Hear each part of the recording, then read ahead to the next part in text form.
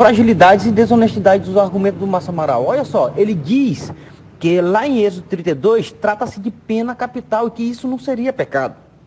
Êxodo 32, versículo 30 e 31 diz o contrário. Moisés diz ao povo que foi um grande mal, um pecado que eles cometeram contra Deus. E para o próprio Deus, Moisés diz: o povo cometeu grande pecado contra ti, um grande mal. Ou perdoa o povo ou risca o meu nome dos livros. Então o Márcio, ele foi desonesto em omitir isso. Bem, ele alega que não houve violações do primeiro ao terceiro mandamento, principalmente chamar o nome de Deus em vão. Uma lida simples, bem simples mesmo, rápida, de Êxodo 32, percebemos que o povo ele faz um bezerro de ouro, deu o nome de Deus e alegou ser o seu libertador. Mas a gente sabe que Deus sempre se apresentou como Deus libertador. Deus disse: por com mão forte, Deus vos libertou da escravidão do Egito. Bem, isso é chamar o nome de Deus em vão, Márcio. Caso você não saiba, é a violação do primeiro ao terceiro mandamento, cara. E você negou. Bem, quanto a cumprir, se cessar o fim, o Márcio, ele atropela a lei de Cristo, que eles tanto defendem. Gálatas 6, versículo 2, diz assim: levai as cargas um do outro e assim cumprireis a lei de Cristo. Cumprir é anaplerô, da raiz de plerô. Mas a teologia do me convém vai tentar agora esquivar para que a palavra não seja o mesmo sentido. Bem, isso é típico do Márcio. Bem, a minha pergunta é bem simples. Márcio, como o mandamento cerimonial pode ser o único preceito a carregar o princípio de adoração e reconhecimento ao Deus verdadeiro, né, e Criador, como nos alerta o Evangelho em Apocalipse 14, 6 e 7? Vejam só como o que ficou mais perdido que segue em tiroteio. Eu havia dito que ao Deus ordenar a pena capital, não mandou violar o não matarás. Porque esse mandamento tem o sentido real de não matar alguém premeditadamente, com exceção da pena capital em tempo de guerra, que não era um assassinato por motivos pessoais, como orientava a lei. Porém, ele parece estar confundindo a pena capital em Êxodo 32, 27 e 28 com o pecado da idolatria.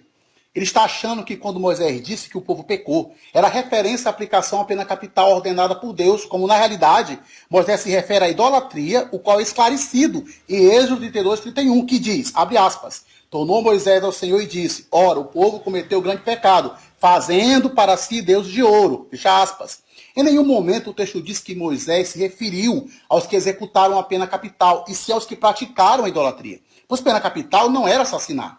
A pena capital era dada aos que violavam os mandamentos de Deus. Isso não era pecado, não razak, e sim uma execução de outro mandamento de Deus. Tanto que Moisés disse que se consagrassem a fim de aplicar a pena capital e serem abençoados, versículo 29, porque era obediência ao mandamento. Já que ainda havia violadores que sobraram, o próprio Deus terminou de aplicar a justiça, versículo 35, deixando claro que era por causa da idolatria.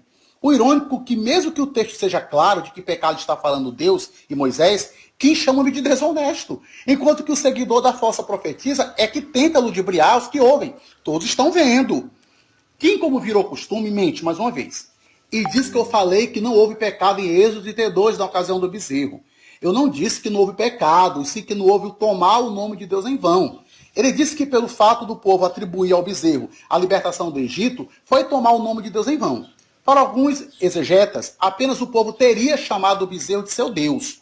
Veja que o nome de Deus não foi citado de forma vil. Apenas o povo deixa de reconhecer ao verdadeiro Deus a libertação. Atribuíram ao bezerro, o qual era uma divindade egípcia, que era o deus Apis. Nisso houve uma ingratidão do povo, mas não o nome de Deus em vão. Veja que Êxodo 32, 35 diz qual foi o pecado do povo com todas as letras. O opositor, ainda sem saber como refutar Mateus 5,17, tenta desesperadamente mais uma cartada. Ele cita Gálatas 6,2, afirmando que na palavra anaplerosete, na frase cumpram a lei de Cristo, é a mesma palavra que pleru. Claro que não é a mesma palavra. O fonema e a construção da mesma por si já denuncia a diferença. Embora a palavra anapleru seja derivada de pleru, não são a mesma coisa, apesar de, dependendo da frase, possam ter o mesmo sentido em alguns dos significados. Não eu, mas Strong, o de verdade. Não aquele que omitiu para enganar. Diz que a palavra pleru, entre outros significados, também significa concluir. Isso, segundo Strong, não acontece com anapleru. Ele diz que significa completar, por implicação, ocupar, abastecer, executar, por coincidência ou obediência, encher, cumprir. O sufixo anar em compostos, Strong diz, que normalmente significa por implicação, repetição, intensidade, inversão, etc. Nesse caso, o sufixo anar implica execução por obediência em ato repetitivo e não conclusivo simples. O texto de Mateus 5,17 é claro, pois se cumprir dito por Cristo fosse um ato de prática da lei, que deve continuar, então considerando que a lei tinha mais de 613 mandamentos, Cristo estaria dando continuidade para todos os sacrifícios, lua nova, pena capital, etc. Tudo estava na lei. Veja que Jesus não disse que veio cumprir o decálogo, e sim a lei. Se continua o sábado por esse texto, pergunta ao Kim, você já sacrificou seu bode este ano? Aproveitando que a lei encontrou seu término em Jesus Cristo, que ele disse que em versículos depois, em Mateus 5, ao ensinar a nova lei, ele disse, por exemplo, que o pecado de matar já não era mais só tirar a vida, mas também odiar seu próximo. Versículo 21 e 22. Adulterar já não era mais o coito carnal extraconjugal, mas até o pensar impuramente. Versículo 27 e 28. O não perjurar já não era só prometer e não cumprir, mas nunca jurar. Versículo 33, 34, etc. Veja que Jesus diz, eu, porém, vos digo, mostra que a sua lei tinha uma extensão e interpretação diferente da lei abolida. Romanos 10,4 diz que o fim dessa lei é Cristo, caducou. Respondendo à pergunta do Kim, todos os mandamentos da lei continham em si aspecto de adoração e reconhecimento da pessoa de Deus, pois todos os mandamentos glorificavam ao Senhor em sua execução. Quando se sacrificava um animal, se fazia isso para honrar a Deus. Ao se guardar as festas sabáticas, também se adorava a Deus. Louvar a Deus como Senhor e Criador não é exclusividade para um dia. Isso é puro legalismo. Apocalipse 14, 6, 7 não diz que o sábado era para cristãos reconhecerem Deus como Senhor e Criador. Fala lá do Evangelho eterno e não do decálogo eterno. Convida a adoração, mas não exclusivamente em um dia. Romanos 14, 4 e 5 diz que quem guarda o dia para o Senhor faz, e não o sábado. Ele diz que a guarda do dia é questão de opinião. Aliás, adoração e reconhecimento ao Senhor deve ser feito todos os dias. Salmo 96, 2 diz, cantai ao Senhor, bendizei o seu nome, proclamai a sua salvação, dia após dia. Checkmate. Não vou me demorar num tema em que o Márcio já foi refutado. Moisés não poderia estar clamando por aqueles que já haviam morrido. Porque Eclesiastes e Salmo diz que abaixo do sol só há esperança para o homem em vida. Após a morte cessam-se todas as suas esperanças e sentimentos. Bem, o Márcio não respondeu nada do que eu lhe perguntei aqui no debate. Perguntei para ele se Paulo violou o sábado após chamar de sombra. Ele não me respondeu, nem mostrou na Bíblia. Perguntei se pode alguém violar uma coisa santa através de outra coisa santa ordenada por Deus. Ele não me mostrou na Bíblia. E a última foi sobre o princípio do reconhecimento e adoração ao Deus Criador. Ele não me respondeu na Bíblia. Ele mostra vergonhosamente, Salmo 96, versículo 2, mas engole o 4 e 5, que expõe que Deus Criador, né, deve ser adorado. Bem, quando a gente vai para Gênesis capítulo 2, versículo 3, 2 e 3, nós percebemos três palavras, Barak, ou na realidade Shabat, Barak e Kadash, né, que significa cessar atividades, né, seculares, que significa prestar adoração a Deus e significa separar para essa finalidade. Bem, quando a gente analisa bem, a gente vê que o dia santificado é o Shebi Yom, sétimo dia, que é onde ocorre o repouso, bênção e santificação. Interessante que Êxodo 16 e Êxodo 20, versículo 8 a 11, aparece que Shebi Yom é o sábado.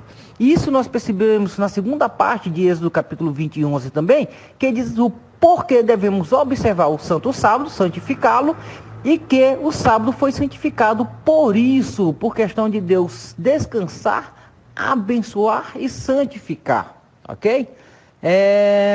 Lembro que eu expus aqui diversos pontos do caráter de Deus na lei. Por fim citei Deus como Criador, né? E eu citei Gênesis capítulo 1, Gênesis 14, 19 e Isaías 40, 28. Bem, ora, Márcio, podemos adorar em todos os dias sim, mas nem todos foram por Deus ordenados para que fossem lembrados, santificados ou chamados de seus santos sábados, né? Apenas esse dia. E nenhum deles foram colocados na lei moral, a não ser o sétimo dia, que é o sábado. Vamos entender que o Evangelho pede adoração ao Deus verdadeiro, o Criador, e para esse reconhecimento usa o quarto mandamento como único preceito, que diz que Deus é esse Criador. Mateus 24, versículo 14, diz que antes da vinda de Cristo, primeiro devemos pregar o Evangelho. Quando a gente vai para Marcos 16, versículo 15, diz que a salvação vem pela aceitação da pregação desse evangelho. Quando a gente vai para Apocalipse 4, versículo 11, diz que o Deus do evangelho deve ser adorado por ser o Criador, Márcio. Romanos 1,16 diz que no evangelho está o poder da salvação tanto a gregos quanto a judeus, ou podemos chamar de cristãos. João 1,3 mostra que Cristo, o centro do evangelho, é o Deus Criador, Márcio. Apocalipse 14, versículos 6 e 7 diz que esse evangelho deve ser pregado a todas as nações, Márcio, ou seja, judeus, gregos e podemos chamar também de cristãos, ok? Já na segunda parte diz claramente que a adoração deve ser unicamente ao Deus Criador do céu, da terra, da fonte da água, Márcio. Você ignorou isso. Essa frase que identifica Deus como Criador, ela é usada no Evangelho Eterno. Só podemos encontrar em um mandamento. Êxodo capítulo 20, versículo 11. Porque em 6 dias fez os céus, a terra e o mar e tudo que neles há. E ao 7º dia descansou. Por isso o Senhor abençoou o dia de sábado e o santificou. Esse dia é o 7º dia, Shebei Yom, que eu já expliquei para vocês. Perceba que o Paulo, além de observar o sábado conforme seu costume, como eu citei antes, usa o 4º mandamento para apontar o Deus verdadeiro. Olha só, Atos 14, versículo 15. Senhores, por que fazeis isto? Nós também somos homens como vós, sujeitos aos mesmos sentimentos, e vos anunciamos o Evangelho Eterno, que destas coisas vos convertais ao Deus verdadeiro, que fez o céu, a terra e o mar e tudo que nele há. Êxodo 20, versículo 11, é lógico essa frase. O próprio Davi cita o 4º mandamento, olha só, Salmo 146, versículo 6, no contexto de adoração ao verdadeiro Deus, ele diz assim, que fez o céu, a terra e o mar e tudo que neles há. Êxodo capítulo 20, versículo 11. O próprio Abraão teve o Deus verdadeiro reconhecido como Criador, Gênesis 14, 19, abençoou ele a Abraão e disse, bendito seja Abraão pelo Deus Altíssimo, Criador do céu e da terra. Ezequiel 20, versículo 12 e 20, diz que o sábado é o sinal de reconhecimento desse Deus verdadeiro, o Criador. Paulo, novamente, em Atos 17, 23 e 24, ele apresenta o Deus verdadeiro, dentre de outros deuses pagãos da Grécia, como Criador. E ele usa o 4º mandamento. O próprio Apocalipse 14, 6 ao 12 mostram 2 grupos de povos. Os que adoram o Deus Criador verdadeiro e os que adoram o Deus falso. E esses desaparecerão. Romanos 1, 25 diz que quando você troca a verdade de Deus por mentira, você adora a criatura e não ao Criador. Jeremias 10, 10, 11 diz que o Deus verdadeiro é o Deus Criador e os outros deuses que não são criadores do céu e da terra desaparecerão. Por isso, Ellen White diz que a observação do sábado resultará em salvação. Ela fala do contexto de reconhecimento ao Deus verdadeiro. Eu já fiz, o meu sacrifício diário, Márcio. Eu me coloquei de joelhos, sacrificando novamente o meu cordeiro na cruz, ao jogar sobre ele os meus pecados. E você, Márcio, já adorou os seus deuses que vão desaparecer por não ser o Criador? Checkmate no falso profeta Márcio Amaral. Kim passou todo o debate tentando ir para o lado pessoal, porém, em seu último áudio, ele é ainda mais direto e mais agressivo, me chamou de falso profeta. Isso é irônico, partindo de alguém que é crente e é uma reconhecida falsa profetisa. Eu não vou devolver a ofensa dele. Apenas pedirei perdão se ofendi de alguma forma. Perdoá-lo, mesmo que ele não reconheça. Ele se confundiu todo no debate, entrou no assunto imortalidade da alma. Ninguém disse que Moisés em Êxodo 32 estava clamando pelos mortos. Vejam como ele não refuta o que de fato foi dito. Ele disse que eu não respondi as perguntas dele, quando na realidade eu respondi. Ele perguntou texto que Paulo viola o sábado. Eu mostrei que Paulo não só parecia que guardava o sábado, como circuncidou, guardou os atos, fez voto de Nazireu. Isso ele fez para se aproximar dos judeus, como está em 1 Coríntios 9, 20 e 21. Mas em textos como Romanos 10, 3, Colossenses 2, 16 e 17, mostra que Paulo afirmava a abolição do sábado em Cristo.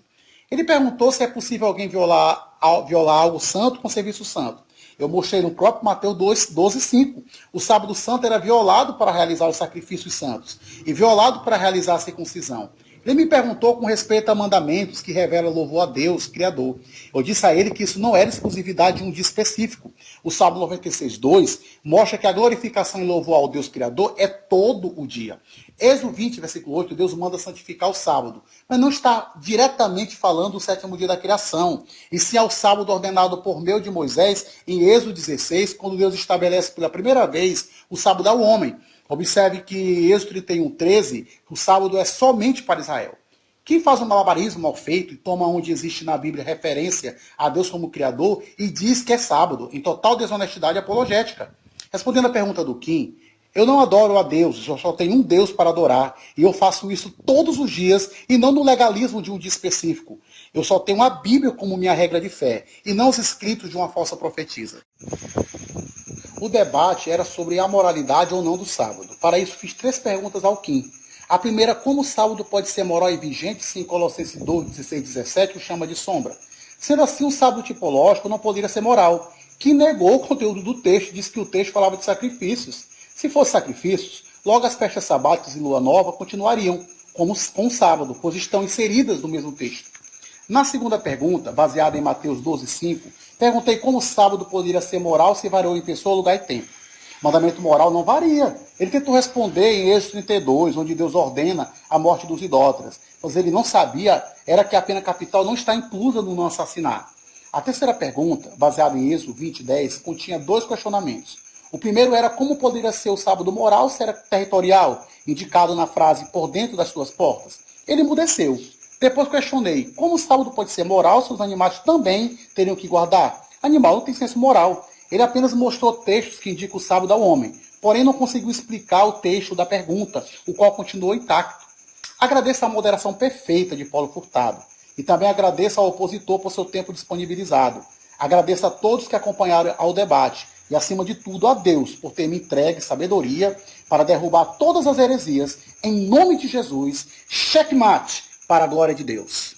Ainda em suas considerações, o Márcio me parece um pouco apático em relação ao nosso debate. Ele disse que respondeu minhas perguntas. Não respondeu. Após citar Colossenses capítulo 2, eu perguntei se ele tinha uma base escriturística para me mostrar Paulo violando o sábado. Ele não teve. Ao contrário dele, eu provei que Paulo seguia o 4º mandamento conforme os mandamentos de Deus, o sábado, e ele não me mostrou o contrário. Em relação a Mateus capítulo 12, versículo 5, ao fazer uma alegação, tirando do contexto do que realmente Cristo apresentava, eu perguntei ao Márcio se ele poderia me mostrar o que na lei ordenada por Deus continha para tornar impuro o santo sábado. E eu disse para ele, mostrei que a lei ela é santa, justa e boa. Também disse que provei na Bíblia, que a lei ela apresenta o caráter de Deus, inclusive bondade, santidade, justiça, pureza, imutabilidade, e o Márcio nem um pio em relação a isso contra a lei, para mostrar algo que poderia